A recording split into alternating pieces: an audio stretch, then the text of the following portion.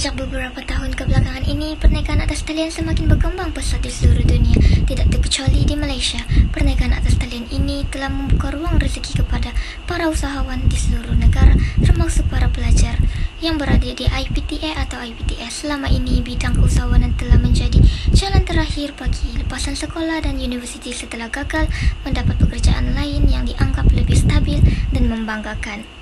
Ramai orang berpendapat bahawa usahawan atau perniagaan kecil tidak sehebat perniagaan lain dan amat memalukan kerana mereka tidak mempunyai pendapatan tetap. Pandemik COVID-19 adalah tamparan hebat bagi rakyat Malaysia yang berpendapat demikian untuk mengubah mentaliti tersebut.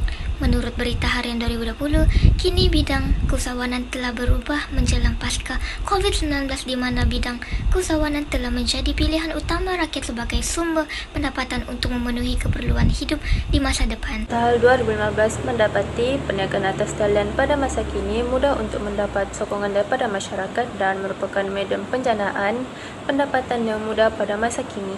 Hal ini dapat mendorong pelajar untuk mencuburi bidang keusahawanan, terutamanya perniagaan atas talian dengan mudah. Lazimnya wujud kekangan bagi pelajar dalam menjalankan perniagaan atas talian. Antaranya adalah kekangan dari aspek kos dan masa, keperluan kebergantungan dengan sumber manusia serta proses penyediaan permis. Namun begitu, keadaan ini dapat diatasi oleh pelajar pada hari ini yang majoritinya celi IT dengan menjalankan perniagaan secara atas talian. Kajian lepas telah menunjukkan pelbagai faktor yang menyumbang kepada kecenderungan pelajar maupun graduan dalam menjalankan perniagaan atas talian. Oleh itu, kajian ini dijalankan bagi mengenal pasti faktor-faktor yang menyumbang kepada kecenderungan penglibatan pelajar Jabatan Perdagangan di Politeknik Kota Kinabalu dalam menjalankan perniagaan secara atas talian. Faktor yang dikaji dalam kajian ini adalah faktor kemudahan teknologi dan juga faktor kos efektif yang merupakan antara faktor dominan yang dibincangkan dalam kajian-kajian yang lepas. Kajian ini adalah berbentuk deskriptif dengan menggunakan kaedah kuantitatif iaitu dengan penggunaan borang soal selidik. Dua pemboleh ubah bersandar yang dikaji dalam kajian ini iaitu faktor kemudahan teknologi dan juga faktor cost efektif. Di samping pemboleh ubah bersandar, kajian iaitu kecenderungan pelajar Jabatan Perdagangan Politeknik Kota Kinabalu dalam menjalankan perniagaan atas talian. Borang soal selidik tersebut telah diedarkan kepada para pelajar Jabatan Perdagangan Politeknik Kota Kinabalu secara atas talian dengan menggunakan kaedah Google Form. Sampel yang diambil adalah sebanyak 291 berdasarkan penentuan sampel oleh Krejci dan juga Morgan 1970. Kajian rintis turut dijalankan terhadap 30 orang pelajar Jabatan Perdagangan Politeknik Kota Kinabalu untuk melihat keesahan dan juga kebolehpercayaan item-item yang digunakan dalam borang soal selidik.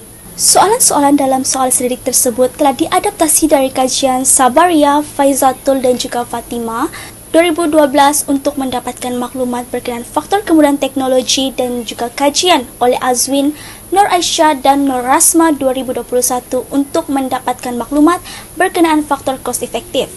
Soal selidik tersebut dinilai menggunakan skala Likert 5 mata dan dianalisis menggunakan SPSS versi 26.0. Penentuan tahap penilaian bagi min dari data yang diperoleh ditentukan berdasarkan interpretasi skor min oleh Hayati et al. 2013. Itulah metodologi yang kami gunakan bagi kajian ini. Dapatan kajian menunjukkan min keseluruhan bagi pemboleh ubah faktor kemudahan teknologi adalah 4.59 manakala pemboleh ubah kos efektif pula min keseluruhan adalah 4.51. Dapatan kajian mencatatkan antara kedua-dua kajian tersebut pelajar lebih cenderung dalam memilih faktor kemudahan teknologi sebagai faktor utama dalam penglibatan aktiviti penjualan secara atas talian. Walaupun faktor kos kemudahan teknologi menduduki nilai min tertinggi, tetapi kos efektif juga mempunyai min yang tidak jauh beza dengan faktor kos kemudahan teknologi. Hal ini menunjukkan bahawa kedua-dua faktor ini penting dalam menjalankan perniagaan atas talian. Terdapat beberapa cadangan untuk meningkatkan kecenderungan pelajar dalam menjalankan perniagaan atas talian.